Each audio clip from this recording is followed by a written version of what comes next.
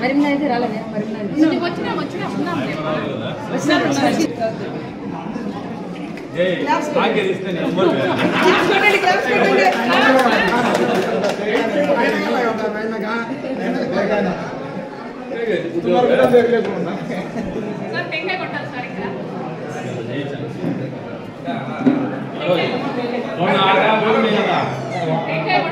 సావిత్రమ్మ కాదు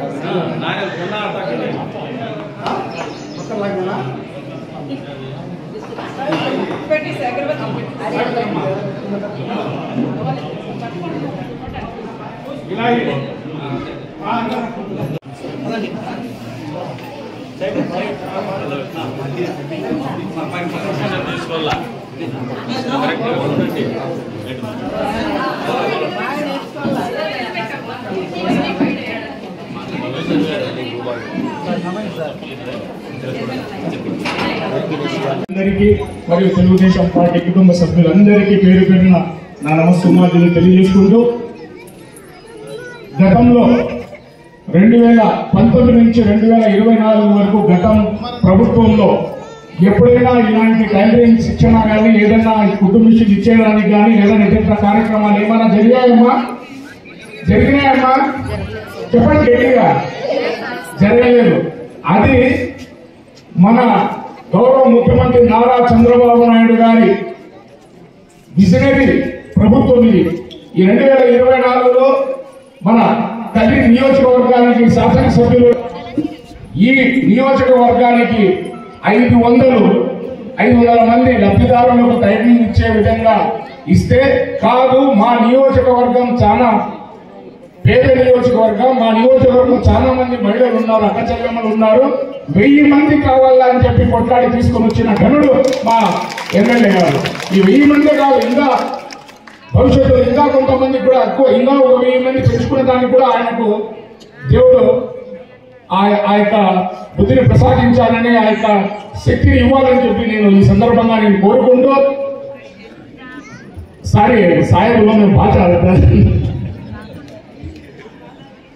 ఆయనకు మనమందరం చేదోడు వాదోడు ఉన్నాం. ఒకటి చెప్పేసి నేను ముగిచ్చేస్తాను. ఎందుకంటే ఇందాక చెప్పారు, ఖచ్చితంగా మీరు ఈ కార్యక్రమంలో 90 రోజుల పాటు మీరు ఉండాలి. 3 నెలలు మీరు ఎటువంటి పరిస్థితుల్లో కూడా మీరు డ్రాప్ అవుట్ అయితే, మీరు 30 రోజులు వచ్చి 40 రోజులు వచ్చి 60 రోజులు వచ్చి డ్రాప్ అయితే మీకు మిషన్ రాదు.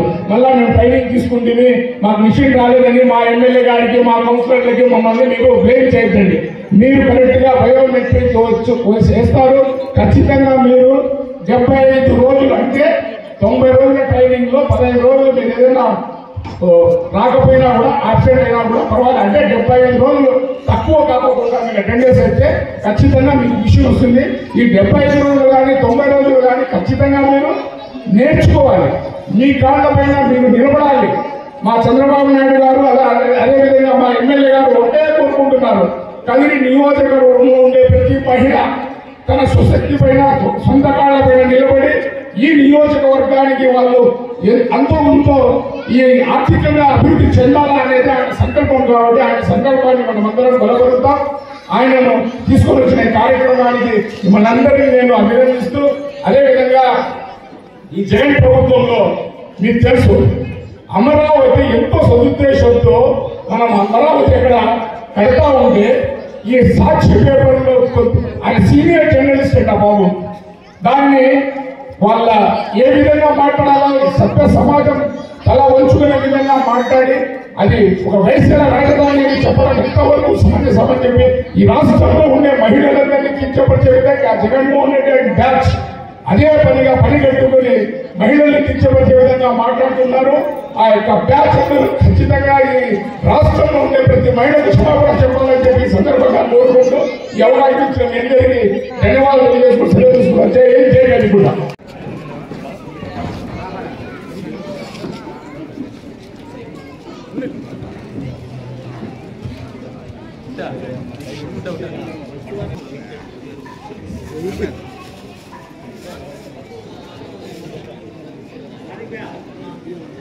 Sir, please, Salman and Cynthia.